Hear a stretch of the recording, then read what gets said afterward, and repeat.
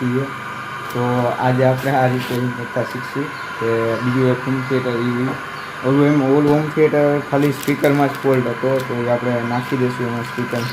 ચાલો આ વિડીયો જોઈ લઈએ. Let's go.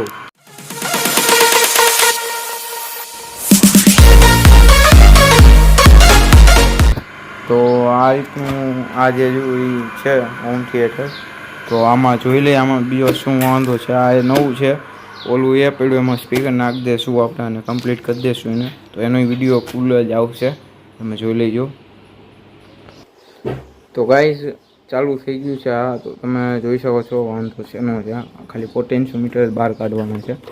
તો એ હરવે ખેંચશું એટલે બહાર નીકળી જશે. તો જો તમારી લાઈવ સામે ખોલી દઉં છું.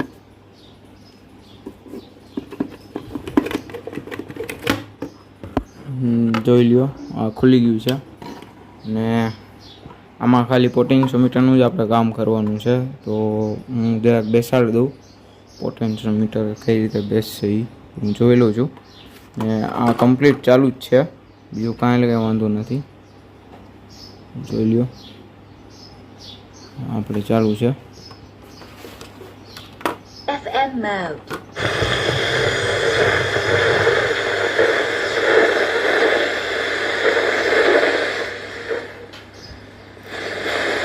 બીજો એક ફોલ્ટ આવ્યો છે એ આ ઉપરનો, કદાચ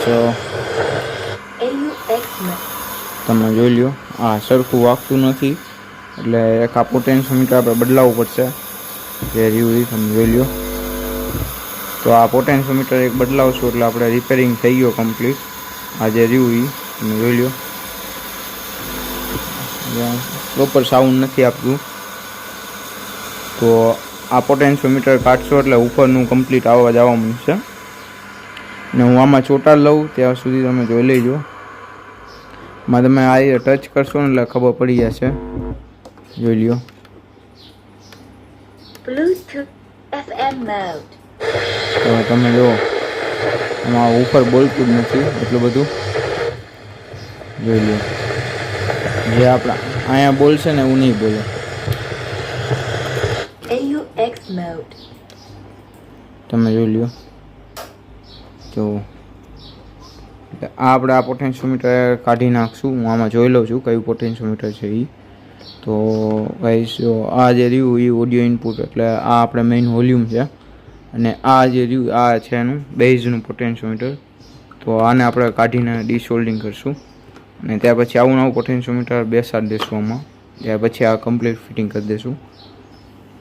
ઓકે, તો ગાઈઝ આ કમ્પ્લીટ થઈ ગયું છે, તમે જોઈ લ્યો. ચાલુ થઈ ગયું છે. ઓકે, આ કમ્પ્લીટ થઈ ગયું છે. ઓકે થઈ ગયું છે બરાબર. આ જે ચોંટાડી દીધા છે. આ તમારે અવાજ ન આવતો એટલે પોટેન્શિયોમીટર બદલાઈ નાખવાનું. અને આનો સ્પીકરનો છેડો એક તૂટેલો હતો, તો એ બધું મેં કમ્પ્લીટ કરી દીધું છે. તો આ અત્યારે કમ્પ્લીટ રેડી બની ગયું છે બરાબર. તમે જોઈ લ્યો, આપણે ફૂલ વોલ્યુમ કરી દીધું છે. Bluetooth mode. તમે જોઈ લો. Cleared. ઓકે થઈ ગયું છે. FM mode. AUX mode. બરાબર. તો ગાઈસ આપણે આ ઈ જ હોમ થિયેટર છે, તમે જોઈ લેજો. મેં જે ખોલ્યું હતું એ જ. તો આમાં એ ભાઈએ કીધું કે ભાઈ મારે છે ને બેઝ હાઈ જોઈ છે. આપણે એ 20-30 આઈસી હતી ને એ કાઢીને એમાં એક આઈસી ખરાબ હતી. તમે મલ્ટીમીટરથી 1800 એટલે તમને ખ્યાલ પડી જશે. એક આઈસી એની એક હતી ખરાબ થઈ ગઈ હતી, એટલે પછી મેં કીધું કે લાવ ને ભાઈ મેં બદલાઈ જ દેવા દે ને આઈસી. એટલે આપણે આમાં 20-50 આઈસી નાખશું. પહેલાં હતી 20-30 હતી, તો 20-30 એટલું બધું નહોતું નીકળતું અવાજ, ને 20-50 આપણે નાખી દઈશું. ત્યાર પછી આપણે જોશું. અને કેપેસિટર ઓકે છે, કેપેસિટર તો બરાબર જ છે એનો. જે તમારે જો ન આવતો હોય ને તો તમે જોઈ લ્યો.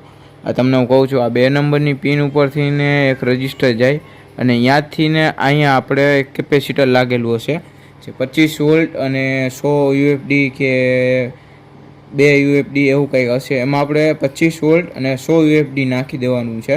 આ 2 નંબરની પિન ઉપર તમે ટ્રેક કરશો એટલે આ એક રજિસ્ટર છે, રજિસ્ટરની બાજુમાં જ હશે કેપેસિટર. હું તમને બતાડી દઈશ.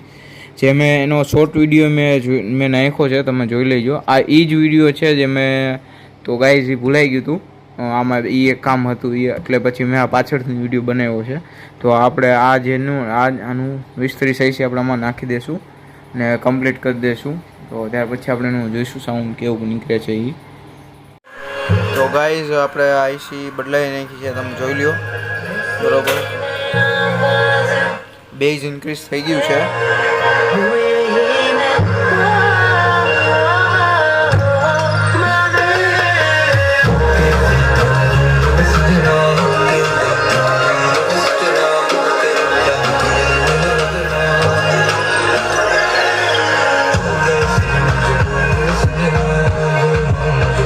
ગાઈઝ આ વિડીયો કેવો લાગ્યો તે મને લાઈક શેર એન્ડ સબસ્ક્રાઈબ કરીને કહેજો કમેન્ટમાં. જો કદાચ ન ખબર પડી હોય તો કમેન્ટ કરજો, એટલે હું તમને ખ્યાલ દઈ દઈશ કે ભાઈ આમાં આ જ ફોલ્ટ હતો. બરાબર, તો આ વિડીયોને લાઈક શેર એન્ડ સબસ્ક્રાઈબ કરજો. Okay, by.